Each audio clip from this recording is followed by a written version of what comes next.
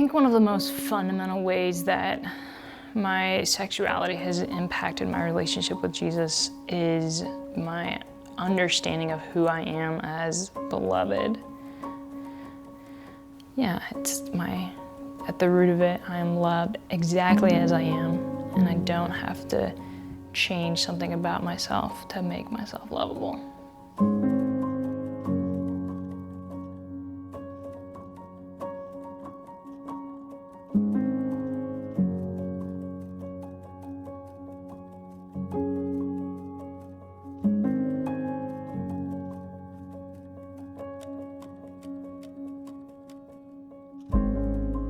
Well, my name's Kristen. I would say right now my primary roles are mom and teacher. By training, I'm a high school teacher. I teach computer science. But I'm also a foster parent. There's nothing to really show you your shit like a couple teenagers living in your house. Being a teenager and adolescent is such a hard section of life where just so much changes and you gotta try and figure out like who are you and who do you want to be and how do you like become an adult. And a lot of kids go through that without a ton of guidance. So for me, teaching is a space where I get to just walk alongside kids in that journey of growing up and figuring out adulthood and how do I do this.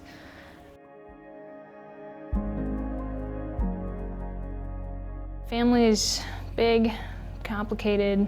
There's a lot of kids. I have, I think, 26 nieces and nephews, so that brings me a lot of joy anytime I get to see them.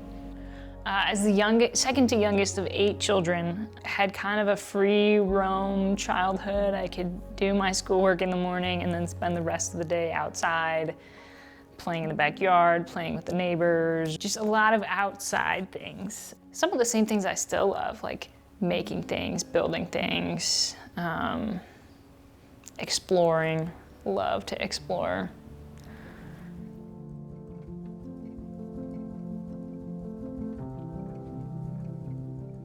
I mean, I don't like shoes. And I love to feel things with all 5 of my senses.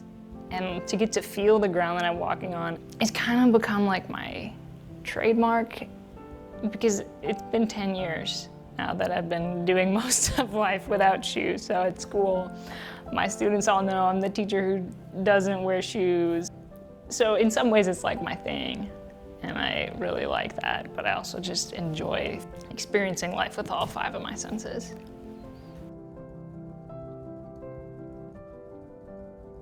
I didn't have words for sexuality until I was a late teen. We didn't talk about sex or sexuality or anything like that in my family.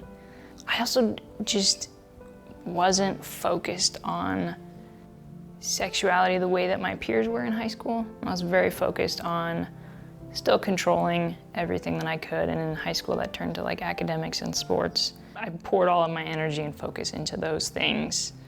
Some of not experiencing it is not having words for it. But in late high school, my senior year, I met this girl on a retreat, and then we ended up in a relationship, and it was all just kind of like a whirlwind for me because I didn't really understand, like I didn't know what was happening.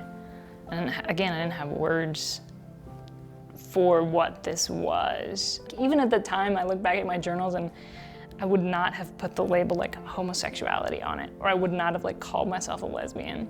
There was just no like paradigm for it. But then as I went to college and started reading and started understanding a little more, then I gained a vocabulary for this experience of never having found a man attractive, and never being able to understand like what my female friends in high school were so excited about. It's just still is a mystery. Yeah, so I didn't really figure out my sexuality until I was in college. And at the same time that I was figuring out my sexuality was when I was coming to really follow Jesus, and not as like this is the religion that my parents have handed down to me, but as this is a person who's God, who I want to know and follow and dedicate my life to. And those two things happen at the same time. And so figuring out what it means to be gay and follow Jesus, like that was all just tied together in those years. I've been walking this road of following Jesus as a gay person for 10 or 11 years now.